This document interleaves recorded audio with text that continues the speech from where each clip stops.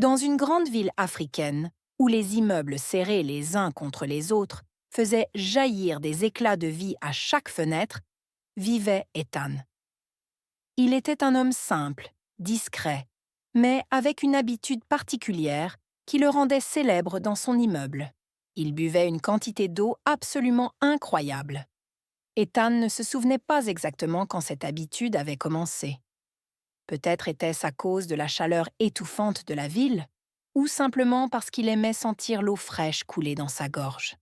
Ce qui était sûr, c'est qu'il ne pouvait pas passer plus de 10 minutes sans boire. Sa journée débutait toujours par 3 grands verres d'eau dès le réveil, suivis par un litre entier qu'il avalait pendant qu'il préparait son petit déjeuner. Ethan ne buvait pas de café ou de thé, non. Il buvait de l'eau, et pas n'importe laquelle, de l'eau fraîche, claire et purifiée. Il avait même installé un filtre de dernière génération sur son robinet, au grand désespoir de son portefeuille. Au début, son habitude ne dérangeait personne. Mais au fil des semaines, Ethan avait commencé à stocker de l'eau partout chez lui.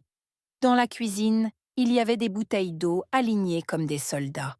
Dans le salon, des seaux remplis d'eau traînaient sous la table.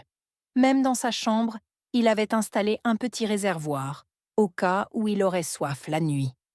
Ses voisins commencèrent à remarquer quelque chose d'étrange lorsque la pression d'eau dans l'immeuble baissa soudainement. « C'est bizarre », se plaignit Madame Diop, qui habitait juste au-dessus d'Ethan. « Depuis quelques jours, l'eau ne coule presque plus chez moi. »« Pareil chez moi », ajouta Monsieur Kouyaté, qui vivait au rez-de-chaussée.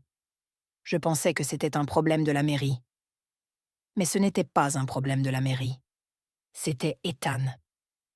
Un matin, alors que tout l'immeuble était en effervescence à cause du manque d'eau, Monsieur Kouyaté, un retraité curieux, décida d'enquêter. Il frappa à la porte d'Ethan, qui ouvrit avec un grand sourire et, bien sûr, une bouteille d'eau à la main. « Bonjour, Ethan. Tu as remarqué que l'eau ne coule plus correctement dans l'immeuble ?» Ethan, pris de court, hésita avant de répondre.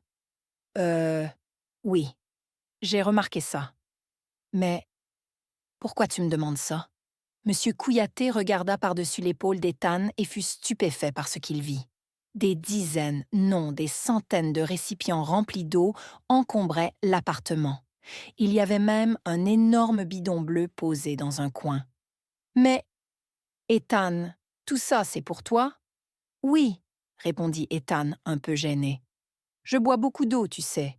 Il faut toujours que j'aie de quoi m'hydrater. »« Beaucoup d'eau ? Tu es en train de vider tout le forage de l'immeuble. » La nouvelle se répandit comme une traînée de poudre. Une réunion d'urgence fut organisée dans la cour de l'immeuble.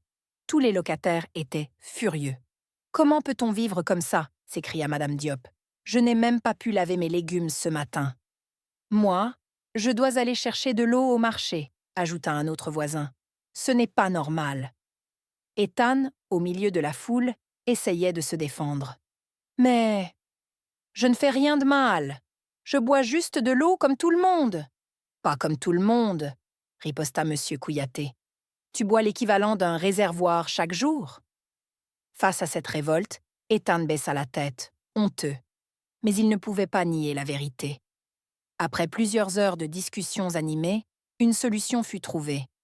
Ethan s'engagea à réduire sa consommation d'eau et à cesser de stocker autant chez lui.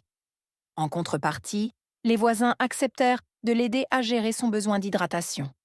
« On pourrait installer une fontaine dans la cour », proposa Madame Diop. « Comme ça, tu pourrais boire autant que tu veux sans vider le forage. »« Bonne idée », approuva Monsieur Kouyaté. « Mais il faudra que tu participes aux frais, Ethan. » Ethan accepta, soulagé que la situation ne dégénère pas davantage.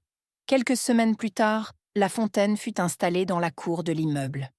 Ethan devint un habitué du lieu, assis sur un tabouret avec son bidon. Les enfants de l'immeuble s'amusaient à compter combien de fois il remplissait son verre en 1 heure. Finalement, cette histoire d'eau rapprocha les voisins. Ils avaient maintenant une raison de se réunir et de discuter. Et Ethan apprit à modérer son obsession. Mais malgré tout, il restait fidèle à lui-même. Lorsqu'on lui demandait pourquoi il buvait autant, il répondait toujours avec un sourire « L'eau. C'est la vie, non? Alors je vis pleinement. Et tout le monde éclatait de rire, même ceux qui, quelques semaines plus tôt, étaient prêts à le chasser de l'immeuble.